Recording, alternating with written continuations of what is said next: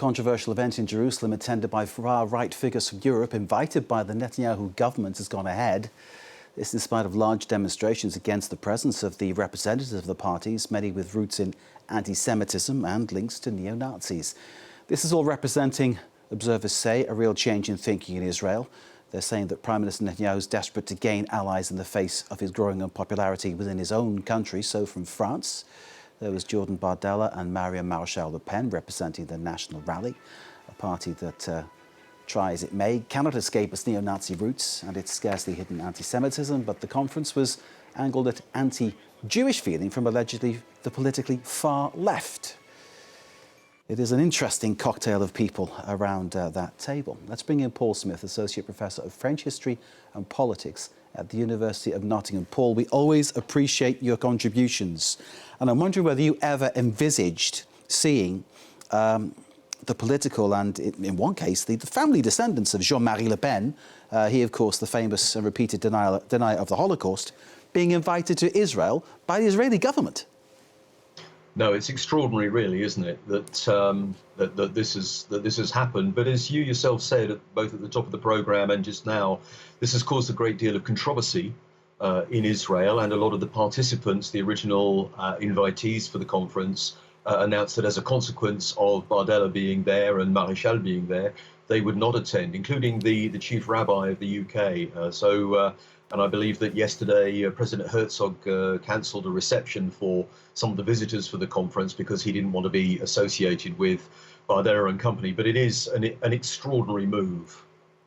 We're seeing images of Jean-Marie Le Pen. Of course, he, if you like, the godfather of the far right. He passed away not that long ago. We're not speaking ill of the dead by any means. We're just stating facts. He, of course, made many statements, including referring to the gas chambers as a detail.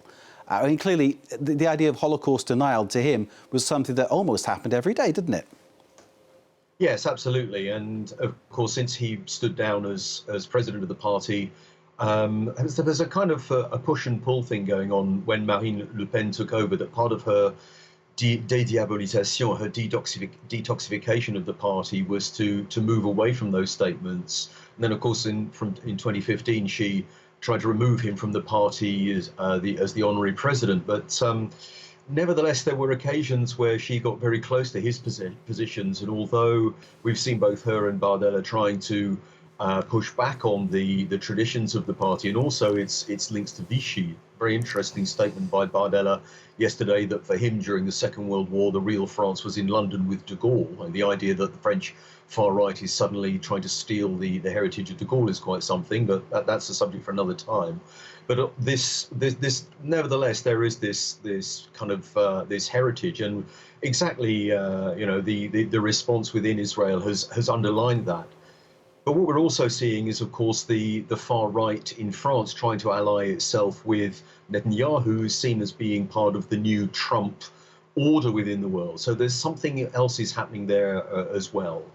They didn't expect then the scale of the demonstrations that we've seen via our reports both 24 hours ago and today at the actual venue. Talking about the origins of the National Front, as it was, National Rally as it is now, founded in 1972 by ex-Waffen-SS, and as you were saying, Paul, previous French collaborators during World War II. That link to Vichy, to the part of France that collaborated completely with Nazi Germany. And again, the victims were Jewish people, Yes. rounded up in their thousands and put in trains just north of Paris, and then by those trains taken to concentration camps. Again, coming back to my first question, because I'm still getting over this sort of the idea that this is happening in Israel, such people, the political descendants of the ones who founded that party, invited over. I'm finding it hard to understand how it's happening at all. Well, there's been an important shift in French politics, and I think that what's happening, of course, here is that with the Rassemblement National, its real target is nowadays, of course, is Islam, French Islam. Let's make no bones about it. It is deeply Islamophobic, and there's kind of a putting two things together, trying to generate the idea that anti-Semitism now in France is essentially a product of the presence of Muslims in France, and that, in fact, nowadays, so many years down the line, I'm speaking, in inverted commas, that now the new party, the Rassemblement National, has broken with its old anti-Semitic roots. It now sees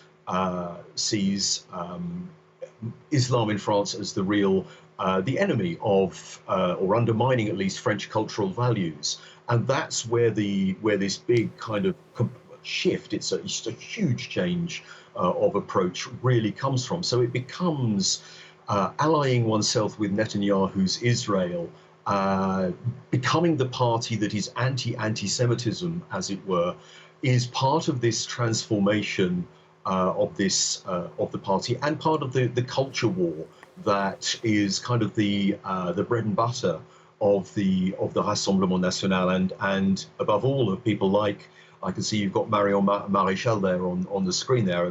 Her kind of stock in trade is this idea of the culture war.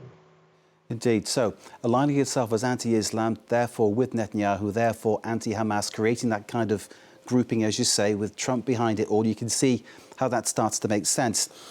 But nonetheless, trading one group that you hate for another group you hate doesn't help you get that far-right tag taken away, does it? Because I think I'm quoting the 11th of March 2024, the Conseil d'État. Now, you, Paul, can put this into context for our viewers. The Conseil d'État refusing to declassify the Rassemblement National as a far-right party. Can you explain more about that decision?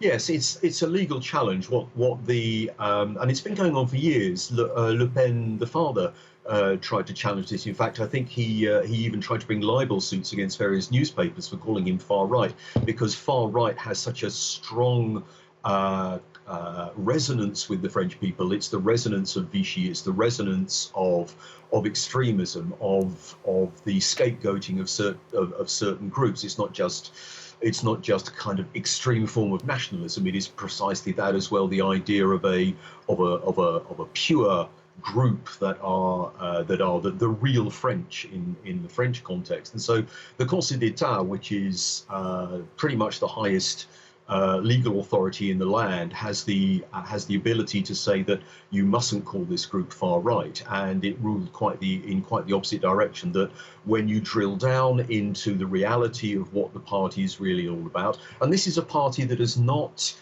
never officially disowned. I mean, there is the kind of the unofficial, we don't like the things that Jean-Marie Le Pen said about the gas chambers, but there's never been a formal kind of act of repentance by the party, and there's always this kind of, it never goes quite that far, because there is still a kind of a hard core that is deeply anti-Semitic. I wouldn't say it's a majority of the party by any means, but it is still very much there, and that kind of anti the other element within the party defines it as, helps to define it as being on the far right. Indeed, Paul, need to leave it there. We could continue, I know, and your knowledge is always appreciated here at France 24, Paul. Thank you very much indeed. Paul Smith, Associate Professor in French History and Politics at the University of Nottingham. Paul, pleasure to see you. That conference, controversial as it was, taking place there in Israel with Jordan Bardella.